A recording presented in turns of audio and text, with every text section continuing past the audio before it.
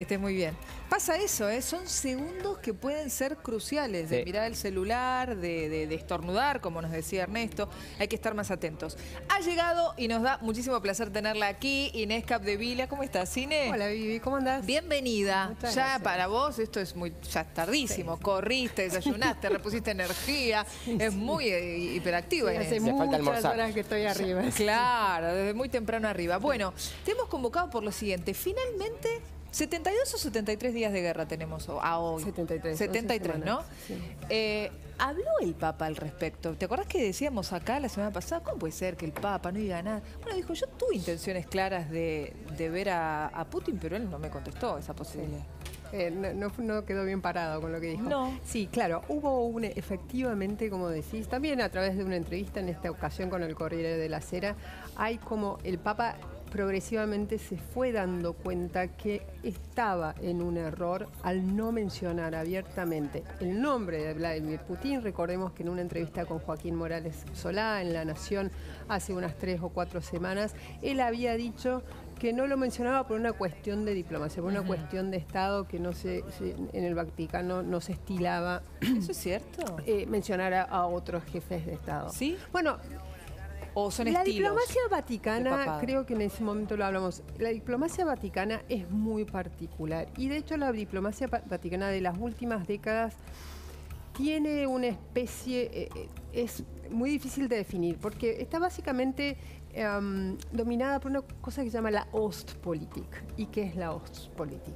La Ostpolitik es una política de apertura que el canciller alemán Willy Brandt en los 70, canciller de la Alemania occidental, para acercarse a la Alemania oriental, impuso esta Ostpolitik. ¿Qué es la Ostpolitik? En lugar de resistir, en lugar de enfrentar a un rival, se abre el diálogo, se negocia, se concede. Es básicamente un poco...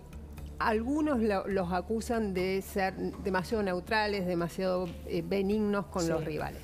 Esa fue la política que inauguró Willy Brandt y que el Vaticano adoptó. ¿Y en qué consiste? Básicamente, los grandes rivales que dominaron, o las grandes rivalidades que dominaron el Vaticano en las últimas décadas, el Vaticano trató de mantenerse ecuánime. Claro. Es decir, tratar de hablar con todos, que es un poco lo que hace el Papa Francisco. Eso lo puso, por ejemplo, lo aplicó muchísimo Juan Pablo II, pero Juan Pablo II a la vez tenía muy claro la distinción entre el mundo libre y el mundo soviético del cual él provenía, porque era polaco. Entonces, ahí esa claridad moral que hoy se le achaca al Papa de no tenerla, él la tenía. De todas maneras aplicó la Ostpolitik.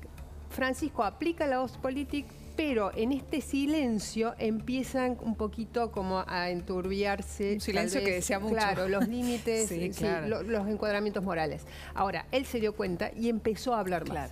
Esta última entrevista, la publicada el miércoles pasado por el Corriere della Sera, él dice, yo...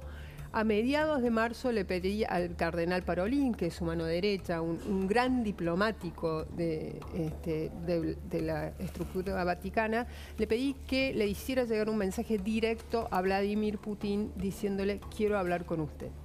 ¿Nadie le respondió? Nunca le respondió, lo que habla pésimo de la 50 días después, del porque Papa. si él habló día número 20 de la Dice el Papa en esa entrevista, la última vez que hablé con Putin fue cuando cumplí 85 años en diciembre pasado, que me llamó para saludarme. Y después nunca más. O sea, no habla nada bien de la influencia del Papa y habla de lo de desdibujado que está su rol también. Eso es fundamentalmente algo que obviamente inquieta al Vaticano y por esto el Papa sale a hablar más y más. Hay una fecha que todos tenemos en la cabeza, que la teníamos como muy lejana, pero nos estamos acercando al 9 de mayo. ¿No? Faltan 2 días. Faltan 2 días. ¿Qué puede llegar a suceder? Fecha que en su momento dijo Putin, para mí, en esta fecha se finaliza la guerra, como de lugar.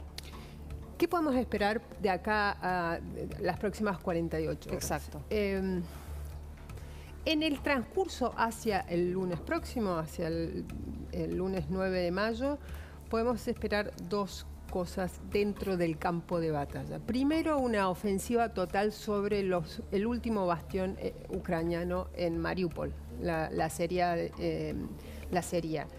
Bien, Ahí podemos esperar que las tropas que quedan, que es un batallón bastante icónico de las Fuerzas Armadas ucranianas, que ese batallón sea atacado con todo el poder de fuego que tenga en esa zona las tropas rusas. ¿Para qué? Para que finalmente Vladimir Putin, el 9 de mayo, el día que los rusos conmemoran el fin de la Segunda Guerra Mundial y fundamentalmente el triunfo que la Unión Soviética consideraba no solo propio, sino que ellos se consideraban el principal artífice de este triunfo sobre el nazismo, Putin quiere enarbolar a Mariupol como su gran victoria, su única gran victoria. Entonces, tiene 48 horas para hacerlo, eso es probable que lo veamos. ¿Ganamos la guerra? No, de ninguna manera puede decir. Puede decir eso. Obviamente que puede decir lo que quiera, pero sería mentira.